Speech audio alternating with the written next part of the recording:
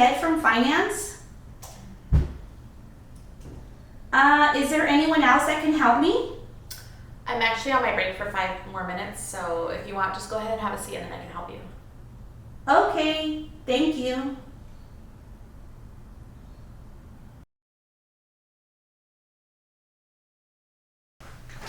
Hi, I'm here to see Ted from finance. Oh, okay, and what was your name? Michelle. Okay, Michelle, go ahead and have a seat and then I will call Ted for you. Thank you. Hi Ted, I have Michelle here to see you. Okay, thank you.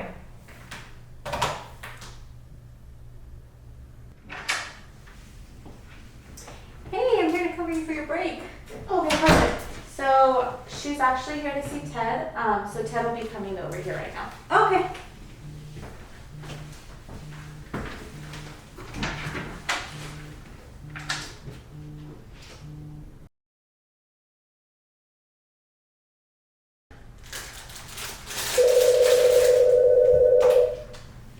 Thank you for calling Belly Health Team. How may I help you? Sure, let me transfer you.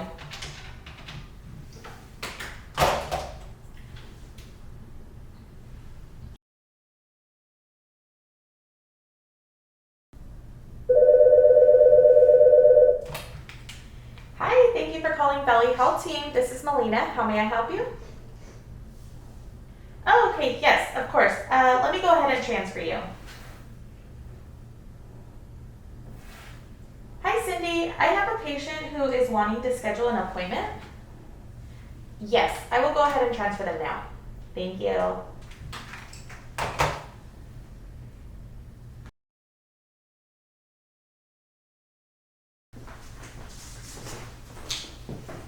Hey, did you hear the queen died? Oh, I know. I was reading that this morning. I was looking at this article right here. Look at what Megan is wearing. Look at that. I know. Shoes. But her hair looks nice. Hey, your phone. It's okay. Somebody else will pick it up. That's cute. I like that. Yeah. Yeah, that's actually cute.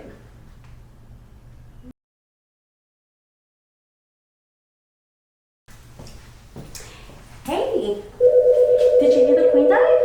I did. Let's talk about it at break. Let me get Okay, this. I'll see you later. Thank you for calling Belly Health Team. My name is Melina. How may I help you?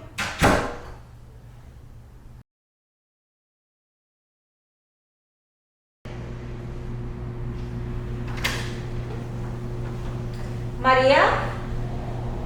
Maria? Maria? Maria?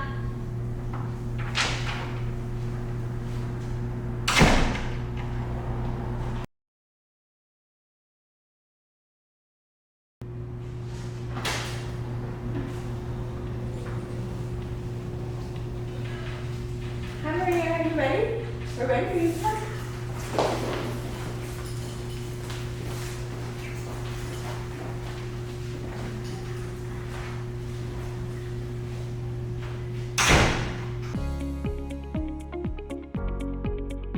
Cicare for me means how I can take care of myself and expect that from others. So I do like the aspect of Cicare that talks about response, responding the way I would like to be responded to, with respect. Thank you.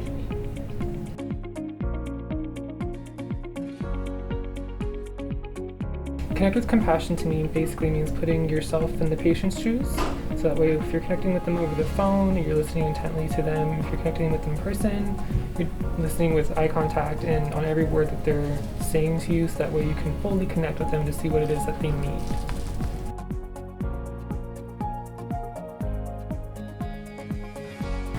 Exiting with excellence means to me making sure that the patient is aware of what took place at their appointment, giving them follow-up appointments if any lab work needs to be done, if any medications were refilled, and making sure to ask them if they have any questions regarding their appointment.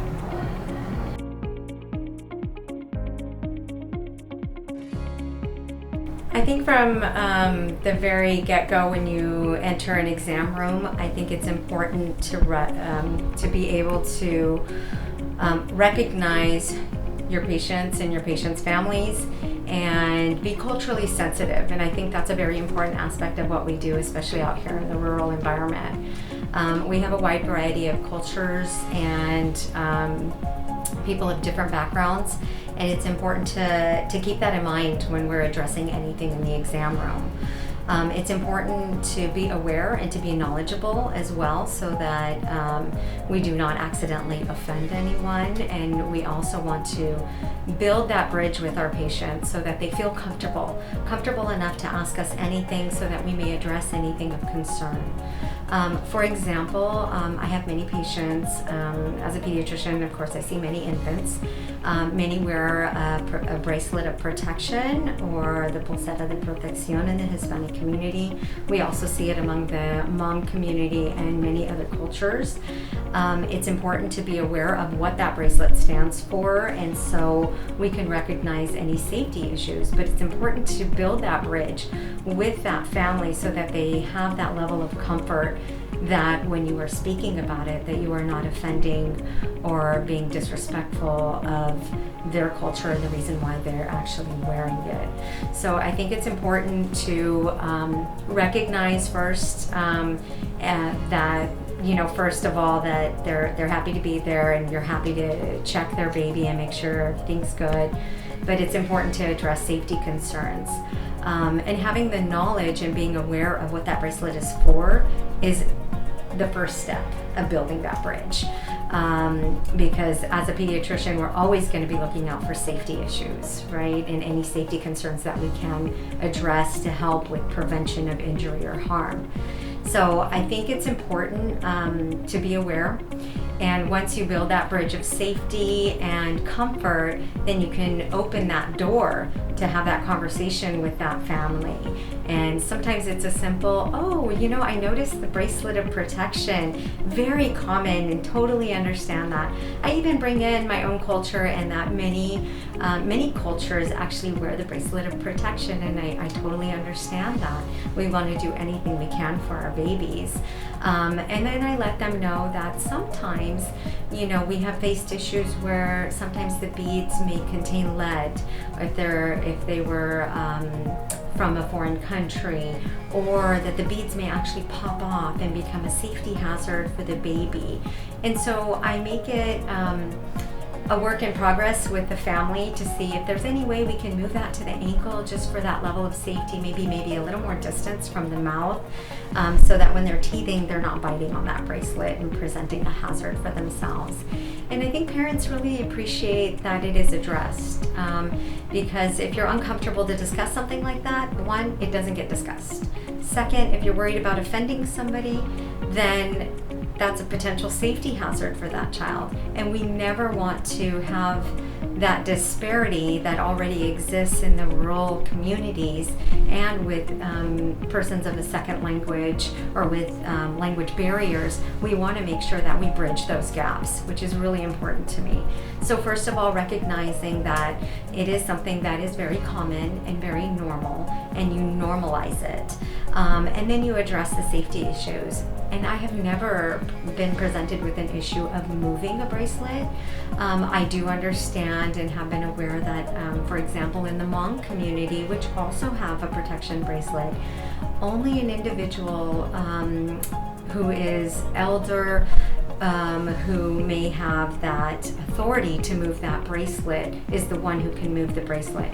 So it's very important as a provider that I don't take off that bracelet and immediately move it, because that can break a spiritual bond that bracelet actually has to that child, and increase the level of discomfort between the provider and the patients. So building that bridge of comfort and safety and understanding and having that good communication is critical for the better care of our patients. So I think that's an important aspect of communication, is understanding cultural backgrounds and differences in our communities, so we can provide the best care we can possibly give to our patients.